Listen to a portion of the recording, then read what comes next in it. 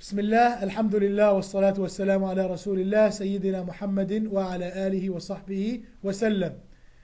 We are going to cover inshallah the tafsir and explanation and interpretation of the meaning of Surat Al Borooj. Surah Al Borooj. And Al Borooj, the name Al Borooj, is basically the position and area where Allah subhanahu wa ta'ala allowed the planets to move into and be at.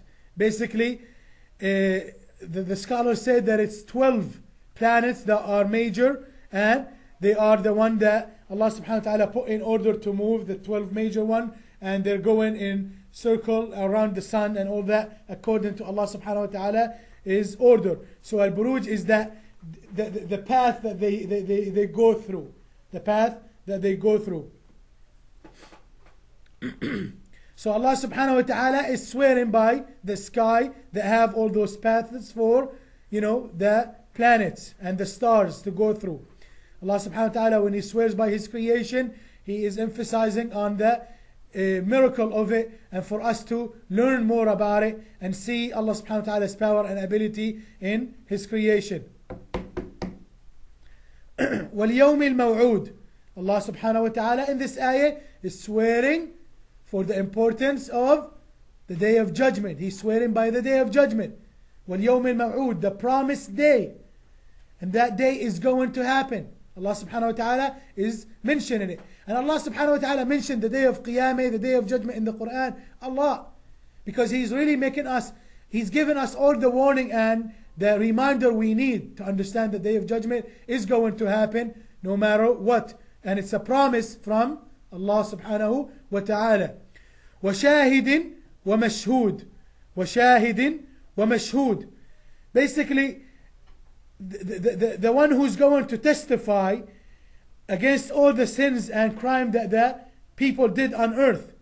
Whether if it's the angels on the right and on the left, He's going to testify to Allah subhanahu wa ta'ala against all the sins, and whether they are physical and real people who witnessed a crime or witnessed a slaughter of tribe or group of people because of religion or something, all the oppression, all the injustice, all the sinning that happened, Allah subhanahu wa ta'ala is going to have testimony against it, including our body part. It's going to testify against us in the day of judgment. So our hands are going to testify to Allah subhanahu wa ta'ala if we stole with it, or if we killed with it, or if we abused somebody with it. Our eyes are going to testify to Allah subhanahu wa ta'ala if we looked at something bad.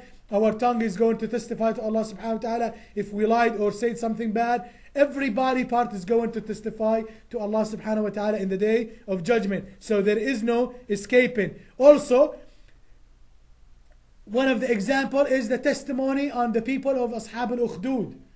The people who were killed back during Bani Israel, where basically big trenches were dug into the earth, and it was filled with fire, and the believer were pushed in it. So that trench is going to testify to Allah subhanahu wa ta'ala. The land is going to testify to Allah subhanahu wa ta'ala. The witnesses who saw that is going to testify to Allah subhanahu wa ta'ala in that day of judgment. قُتِلَ أَصْحَابُ الْأُخْدُودِ.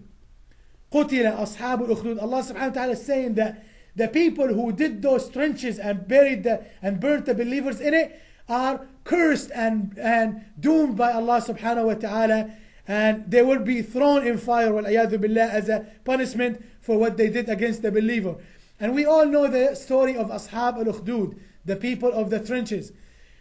Back during Bani Israel, there was a king who was oppressive to his people, and he thought that he was God, and he told everybody to worship him instead of Allah subhanahu wa ta'ala, and forced them to do so. And for a long while and long years, they kept on believing that, and they kept on giving him all the money and all the taxes that he was putting them under, and all the abuse. They kept going because they thought that this is it, this is what it is. But Allah subhanahu wa ta'ala basically allowed a young believer, a young boy who got to know a abid, who got to know a religious pious person who taught him about Allah subhanahu wa ta'ala and the pure faith of Allah subhanahu wa ta'ala and the religion of Allah subhanahu wa ta'ala.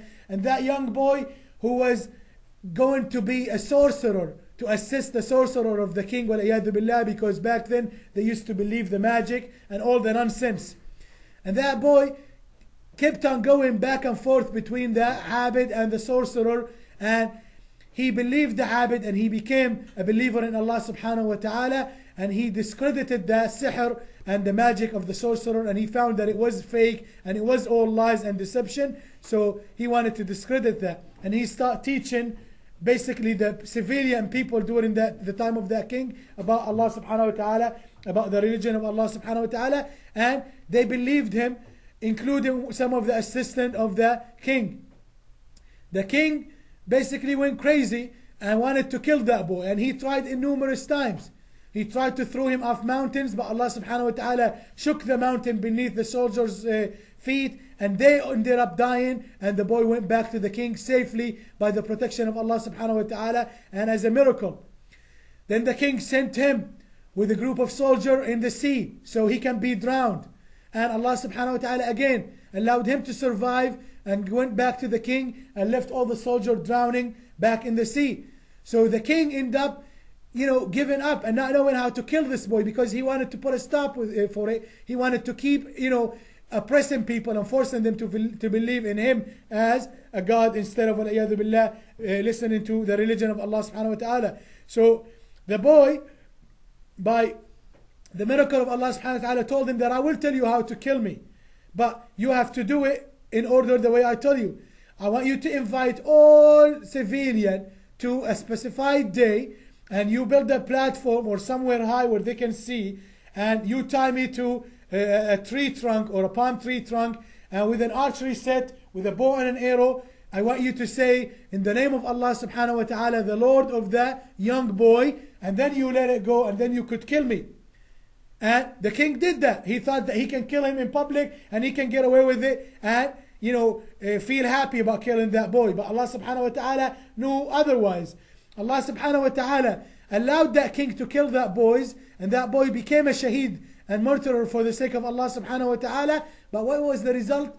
When all the civilians saw that that boy gave up his life for the sake of Allah subhanahu wa ta'ala, they all became believers.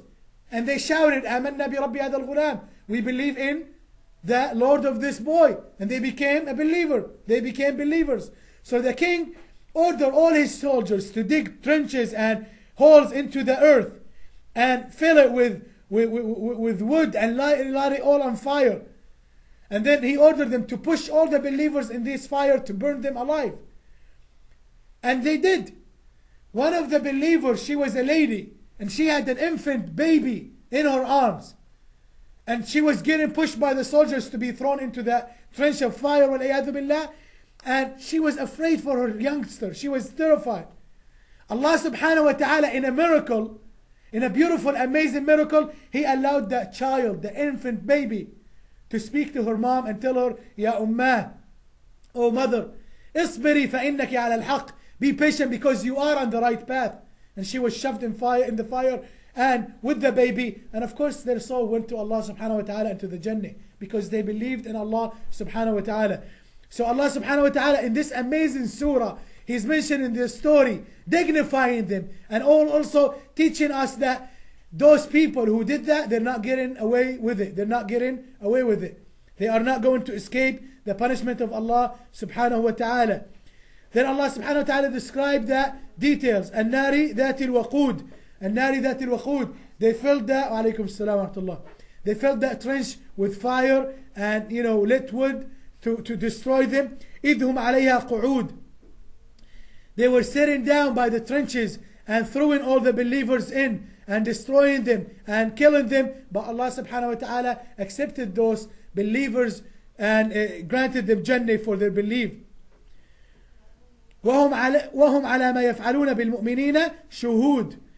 They will testify against themselves, because their body part will testify against them in the day of judgment by telling Allah subhanahu wa ta'ala, yes, they did this to the believer. They dug the tunnels and the trenches and the holes, and they burnt those believers in, and they tortured them, and Allah subhanahu wa ta'ala is going to destroy them because of that. And all they did is that they just wanted to let those believers become kafir like them, وَالْعِيَاذُ بِاللَّهِ. وما نقموا منهم إلا أن يؤمنوا بالله العزيز الحميد.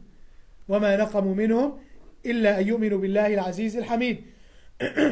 All the mistake that the believers supposedly did against those soldiers and king is that they believed in Allah subhanahu wa ta'ala. That's what they believed. And that was the problem that they had. That was their crime. Subhanallah.